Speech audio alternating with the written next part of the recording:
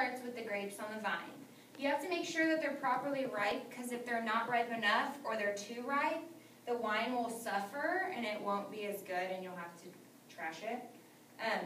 You can make bad wine from good grapes, but you cannot make good wine from bad grapes. Once you've decided that your grapes are ripe enough, you get your team together and you send them out to the fields. When they pick, it used to be more so hand picking. They would send out crews and they would have hundreds of people picking grapes off of the vines, but nowadays it's more cost effective and easier to do it with this machine.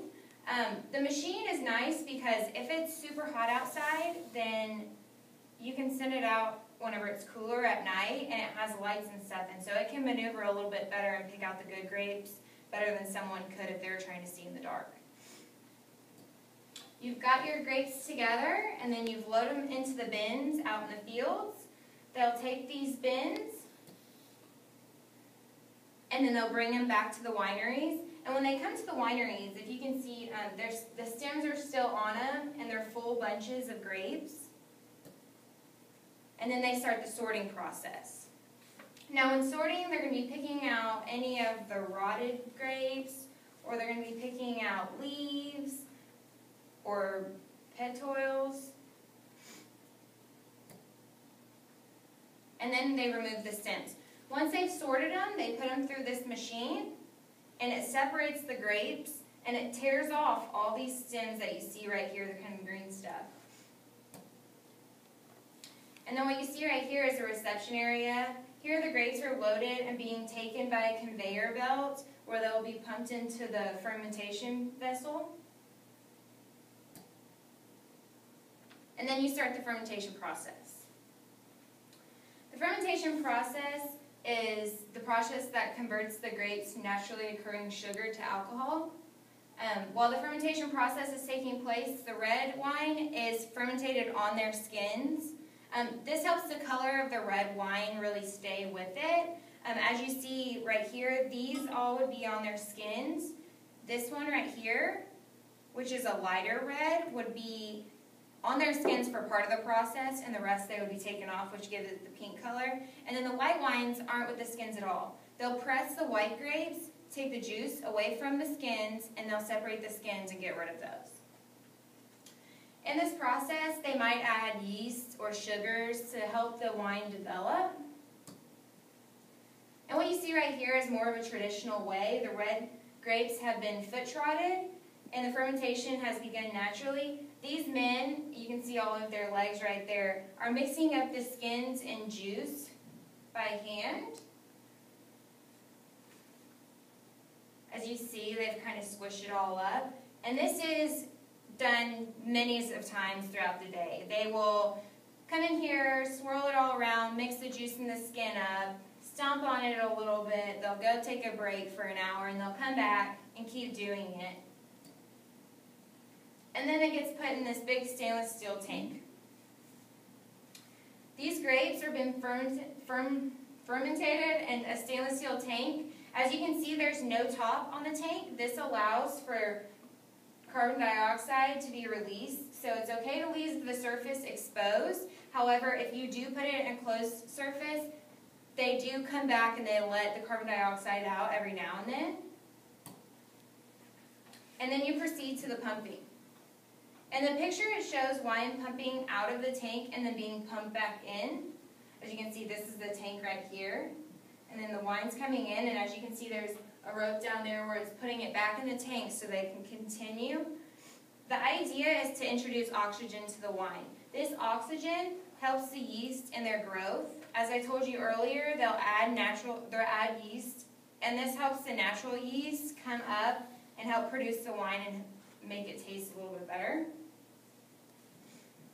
Once you're done pumping, you begin to put the wine in the barrels. This is where you start your aging process. Barrels come in all shapes and sizes. It really just depends on the winery and what they want to put it in. It is very important to have a high quality barrel. The oak of it has to be nice because this is what determines the taste of your wine. You can leave it in the barrels as long as you want, For some of them, which are more expensive, that you might see on a dinner menu that costs you $400 a bottle of wine, they'll leave those in the barrels for years. Other ones, maybe just a few months. Right here you see the bladder press. This is used for some red wines, but this is used for most all white wines. So any of these over here would be put in this bladder press,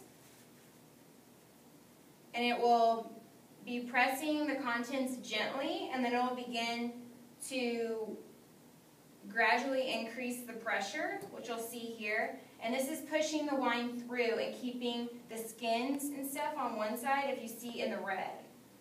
The white, however, will be already away from their skin, so it doesn't do that. It's just leveling out the wine and letting it breathe. Okay. And then here's what you're left with after you've sent it through the bladder press. And this can all be used as compost. Racking and fining your wine. Yeast and other particles need to be separated. Therefore, you need to rack the wine, which is pumping the liquid out of the fermentation container, which will get rid of some of the yeast and particles. However, then you need to fine it, which is just sending it through a different machine where it clarifies the liquid and just cleans it a little bit more. Filtering and bottling. As you'll see, there's 2 glasses of wine here. Filtering is a must. They have to filter it. As you can see over here, it's a little bit of a cloudy red in this glass on the right. That is not filtered yet. They send it through and they filter it, and then you get this wine, which is what you see when you see a normal glass of red wine. As you can tell, it's not as blurry or fuzzy. And then bottling. That's where we come up with all of these here. There are different shapes, sizes, colors, pictures. It's all up to the winery what they would like to do with their bottle. They get these bottles in, all pretty, and then they check them, clean them, make sure that there's nothing in the bottles before they put the wine in. They send the wine in, and as you'll see on some of these bottles, like this one for instance, you can tell where the wine stopped. They have it measured for every bottle to put that amount in. They then will put the cork in, and they'll slide this sleeve, which is kind of a metal-y material, and they'll put it over, which closes it and makes it, close off and makes it look a little bit prettier. Wineries use different tactics. I know whenever I go in to buy a bottle of wine and it's in my price range, I look at the prettier ones. I would get the one with the purple on it over the professional looking one. But however, people who, taste a bunch of different wines, you come to your favorite wines and you'll get them every time. There are differences in these wines, and as you can see, all of these reds are different types of wine. This one right here is a combination of your reds. So they take all these reds, they blend them together, and they put them into this. There's a bunch of different ways to do it. They even can infuse peach flavor into your wine, which is what this one is. It's a white peach Bellini. So they've bottled that up, and it tastes, it's white wine with a little bit of a peach hint. And like I said earlier, there's a little, they do all kinds of different things. This one's pink, and it's a Zinfandel, which tastes completely different than, say, a Merlot or a Cab and a Moscato. Moscato is going to be super sweet. And then you also have champagnes, which is your bubbly, which has more air in it and a little bit more, spark to it. That's what people use to celebrate. But anyways, I have a lot of materials up here. If you guys would like to come up, ask questions, if you have anything, if you want to look through the books, if you have any requests on wine or want to know anything about wine, I can definitely help you with that. But I hope you enjoyed it. I hope you are now as fascinated with it as I am, and I appreciate you coming.